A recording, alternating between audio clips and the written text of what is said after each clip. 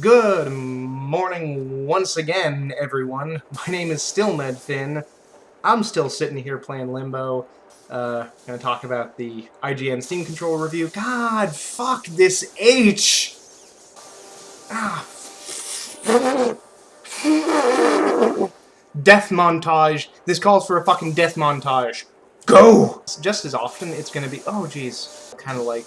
Oh, God. It felt like I was, God damn it. Fried my shoes. What is gonna be me? God damn it. Oh, yes! Yes! I was about to hold down the B button to pop a save like I'm playing Orb. Oh, man. I swear this game is, like, running at, like, a super weird, bad frame rate. I don't like it. I have some issues with IGN's review of the Steam controller. As many of you who have seen their review will probably understand, just, like, first of all, I don't think it's a particularly good review, and coming from someone who really loves the Steam controller, I'm fucking using it right now. It's the only controller I've used since I got the damn thing. It's you know, I don't want to say it's deeply upsetting, because it's just a review. People are entitled to their own opinions. It's no big deal. But it's still frustrating to see a media outlet that a lot of people go to for reviews and stuff, just, in my opinion, just really misrepresenting what, in my opinion, is a terrific, terrific controller. Starting off with the tagline for their review of the Steam controller, which was loss of control. The guy who doing the review, I don't know if he just presented the review or if he also wrote it, whatever. Louis Long, or Leong, or I don't know exactly how it's pronounced. Lou, he says that the the Steam controller is meant to be a jack of all trades, but it fails to do anything well. What the fuck? I seem to have made a mistake. So yeah, he says it fails to do anything well. First of all, not to point out the obvious, but given the fact that the Steam controller is a PC controller that can be used to play Civilization, and Cities Skylines, and The Sims 3, simply by technicality, it is the best controller for playing many, many games, simply because it is the only controller that can be used to play said games. Not only is it the only controller that can do that sort of thing, but it also does it very, very well. It mentions it's cheap again. I guess so, but I don't... Yeah, maybe build quality just isn't like a make it or break it issue for me.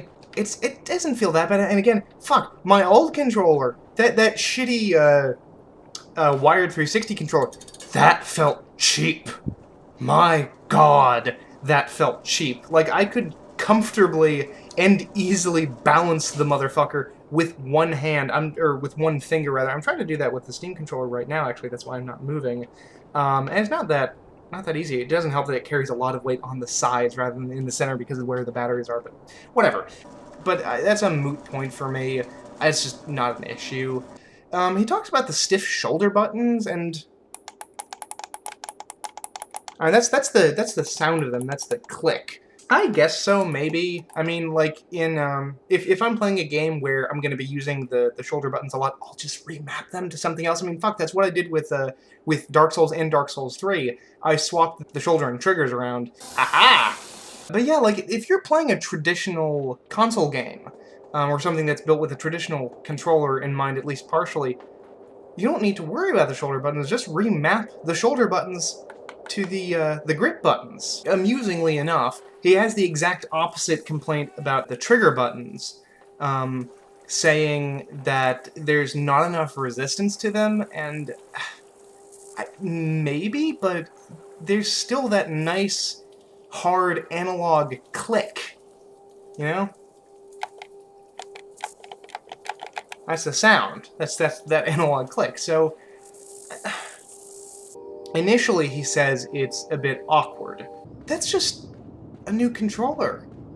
That's nothing to do with, if you've seen what the prototypes for the Steam controller look, some of the early mock-ups and even like the versions that they released for early review, those things are substantially weirder and substantially less like traditional controller looking than the finished product. And just, it's the fact that you're learning a new controller. Through all of my, my teen years, the console that I had with my brother was an Xbox 360, so I was very, very used to using an Xbox 360 controller. When I would go over to friends' houses and play a game on the PlayStation 3, it's a differently laid out controller.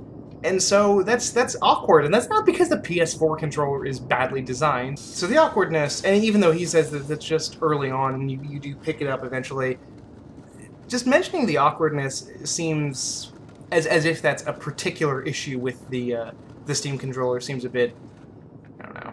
I mean, it's not wrong. Even I talk about it being kind of weird initially. But that's just a new controller. Talked about playing a lot of different games with it and not feeling like the controller excelled at any of them. Although he does mention that it handles platformers and driving games well. I can't attest to driving games, but platformers, I mean, case in point. But to say that it doesn't excel at any games, again, like, the fact that it can go where no controller has gone before. By default, it excels because it's the only thing in the running, and it does well on its own anyway. That's beside the point. It says it's not as accurate as a keyboard and mouse or even a controller. Keyboard and mouse, by and large, for games where real precise accuracy matters, I would say yes. Yeah, a mouse and keyboard is gonna be more accurate for a first-person game.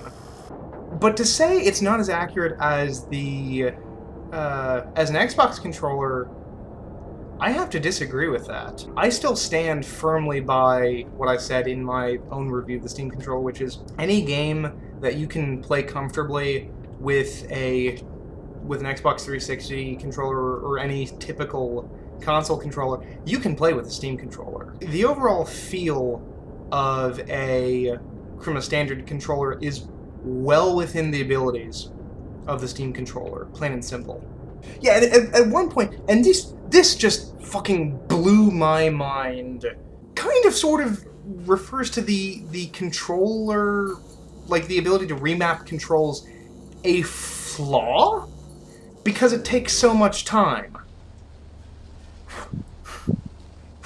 What the fuck? The ability to remap controls is like a third of the reason that it's incredible. And yeah, for games that, for some games, it's going to take a little bit to find something you're comfortable with. Even with community-made configurations, it's still going to take some time. I've pretty much made those configurations my own, and that takes some time. That takes, 15 minutes or so of, like, going back and forth from the game, trying something out, tweaking it, trying it out again, doing new stuff. That takes some time. But in exchange, you make it intuitive for you. And, if it took fucking half an hour to get it right for some games, yeah, that would be a bit of a hassle. But to be able to play a PC game, with a controller and have it feel completely intuitive, that's totally worth it. And here's something that pisses me off, because in the end they gave it a 5.9, which seems really, really low to me. There's two things at the end of their review that just really peeved me, let's say. They talk about that Valve might want to take a look at their competition, and they're showing off fucking footage of the Xbox One Elite controller. And at the end of the Steam controller review, they say, and this is a direct quote, they say, "Save your money and buy an Xbox One controller." Here's the thing. If you're thinking about buying a Steam controller, you're a PC gamer. And if you're a PC gamer, ideally, you would want a controller that can do everything that the Xbox controller can do, while also letting you play fucking PC games that no other controller can do. And you know, it's funny, I talked about in my review that, like, it seems like everyone has made the Civ 5 points like, hey, you can use it to play Civ 5 on the couch. Going back and rewatching IGN's review, I realized they don't talk about Civ 5. Actually, they don't fucking talk about the fact that it's usable for not controller-friendly PC games whatsoever. What are you guys doing? That is the entire appeal of this controller. Like, the big appeal of the controller is the fact that it can play those types of games, those PC games. It's the selling point of the controller is being able to play games that the Xbox controller looks at and just like, I don't fucking know, man. It's a cursor? What? I don't know what you want from me, man. You ask too much of me. I mean, I'm frustrated all over again. So that whole line, save your money and buy an Xbox One controller. I'm sorry, but fuck off.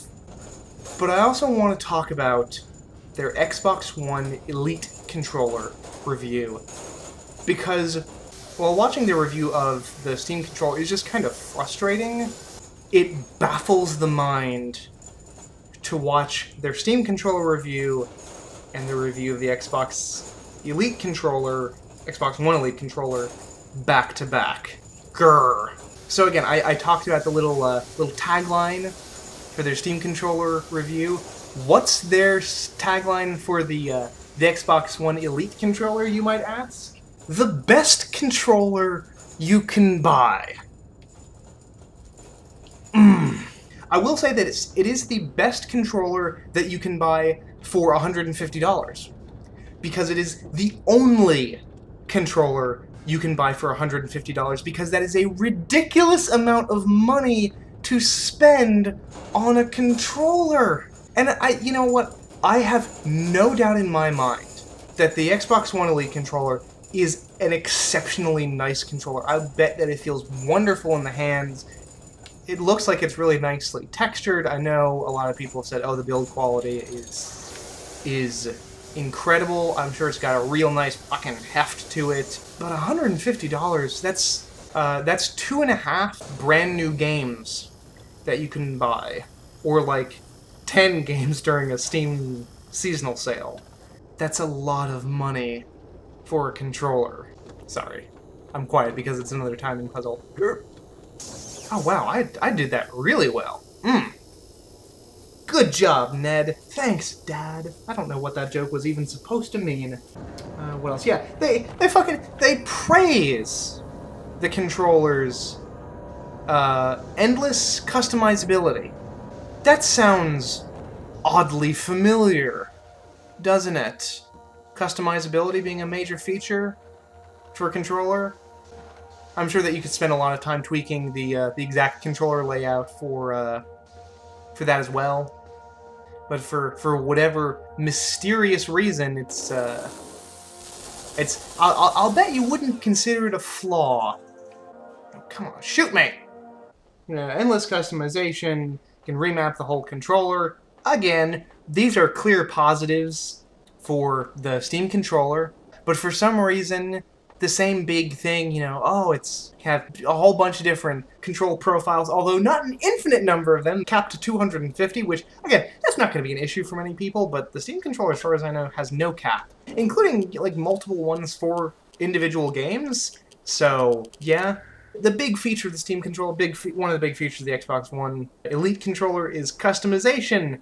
And for some reason, the Steam controller gets a 5.9, whereas the Xbox One Elite controller, which can do less than the Steam controller and costs twice as much, it gets an 8.5. I'm sorry, I don't get why it scores so much. Like, it can't just be the build quality. Come on, like, it's just, and it's $150. Jesus.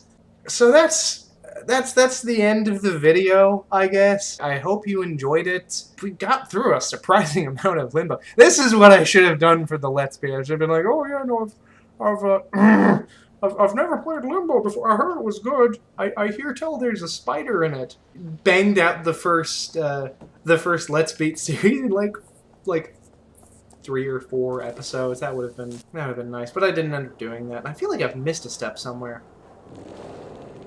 I don't know where I'm going. This is interesting. That was this video. I hope you enjoyed it. If you did, just drop a like or a comment. I put out weekly content, all kinds of stuff. I do these big, long, rambly talking points videos. I do, again, the Sims 3 stuff. I do scripted content. I upload multiple videos a week. So if you want to get updated on that kind of thing, feel free to subscribe. Once again, my name is Ned Finn. Thank you all for watching, and I'm just gonna chill upside down like a bat.